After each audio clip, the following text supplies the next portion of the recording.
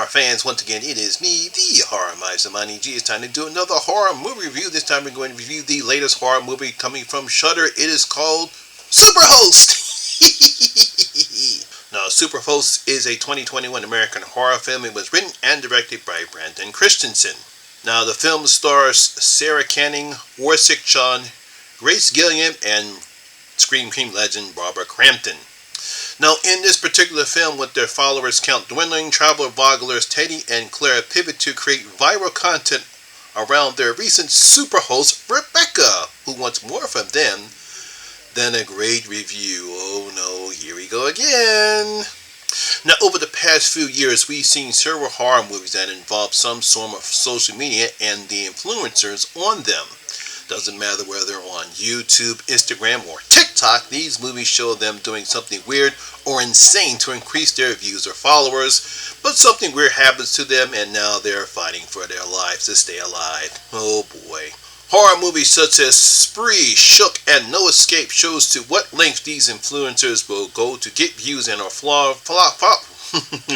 followers. No matter the risks or the dangers they put themselves or the people in their circle around them, they simply don't care.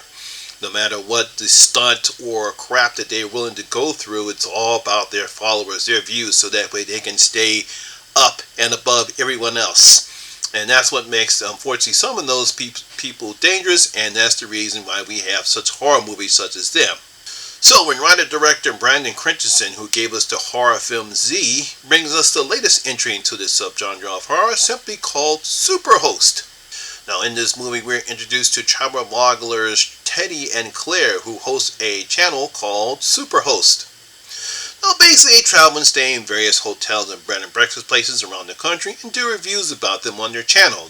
You see them going around talking about where they arrived, who the host is. They'll do an interview with the host. They'll talk about what they liked and what they didn't like about the places. We've seen them before on other YouTube channels like that, and this is what they do on this one. Now, seeing their subscriber count dwindling, Claire decides they need to change their content, so they decide to travel to a remote area and stay at a bed and breakfast place with the owner called Rebecca. And of course, as usual, things are not what they seem to be, and Teddy and Claire realize that there's more to Rebecca than what it seems, as she seems to want more than just a nice review. Here we go. Now, one of the things I like about this movie is the setup. While it's a simple one, Brandon and his team did a decent job with it. Now, the house they use is very large, it's brightly lit, it's not scary looking, anything like that. It's beautiful, it's well lit, it's peaceful. It's set in a place where anyone would love to stay for a weekend getaway or a vacation. I love that setup. It's something different that we haven't seen before.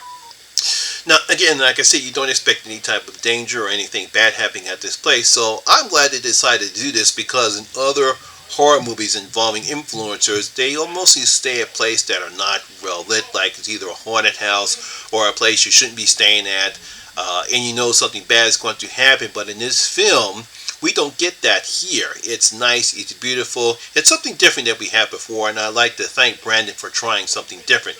Now, what really makes this film work is the performance of Gracie Gilliam, who plays Rebecca. I simply love how she plays the character, the facial expressions, her mannerism, how she looks and sounds normal at one minute, then goes bonkers the next. You really got to give her credit for how she gives Rebecca's performance. It is mainly because of that, that's what makes this film work.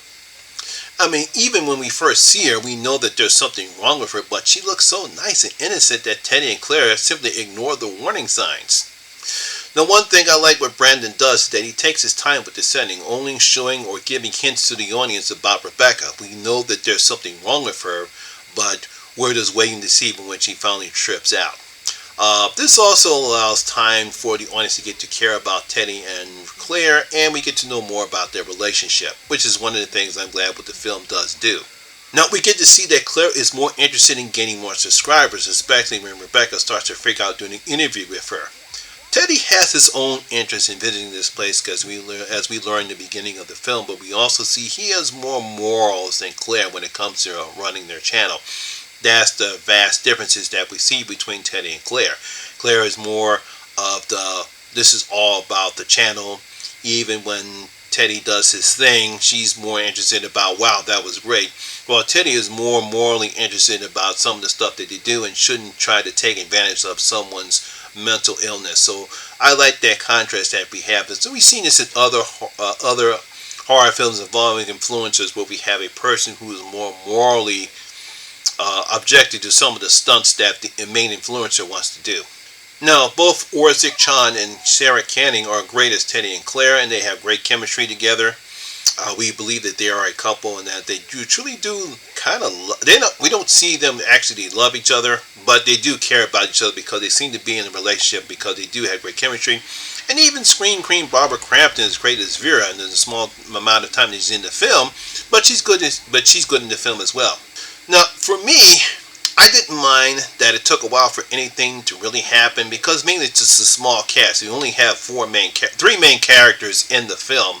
But when it does happen, it's brutal, bloody, and deadly. So I like the fact that, yeah, it does take its time. When it does, Brandon and his film crew don't hold back. Now, that might not be good for others because, like I said, it's a relatively small cast because we only have three main characters. So it's going to take a while for anything to get done. But I like how Brandon does it.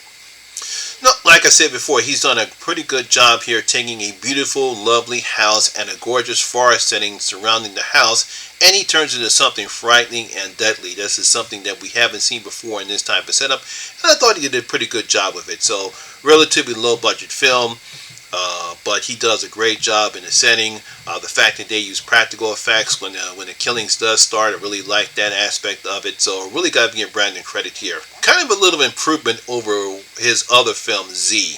Now, my good friend Lee from Drum Dums, even though I have not watched his review, he actually believes that this is going to be a new horror icon. Now, I don't know if that's going to be the case. If we see more of Rebecca, I don't know. It depends upon how well this film is because it is playing on Shudder, did not get wide release. But I will say this, I wouldn't be staying in the place if she's the caretaker of it. So I'm going to give Superhost 3 out of my 5 bloody gold coins. It's going to get 3 out of my 5 bloody gold coins. It's a very good, decent, independent horror film. Once again, I like Brandon did with the pacing of the film. There's no slow pacing. Like I said before, because of the relatively small cast, lots of stuff doesn't happen. But when it does happen, there are little hints thrown in order to get you excited. But some people might not enjoy it, but I did enjoy it. So there you have it. That is my review and video for the film Superhost. Like I said, it is playing on Shudder right now. So if you did like this video, please like and share because it does help out with the YouTube algorithm. And if you also have seen Shudder, please tell me what you thought about the film in the comment section below. If you're new here, please hit that subscribe button and ring that notification bell. That way you'll be notified anytime when I put up new videos such as this one. Once again, my name is Lamont Smith, better known as the Horror Miser Monty G, and always remember that horror rules. I'll see you in my next video. I'm out.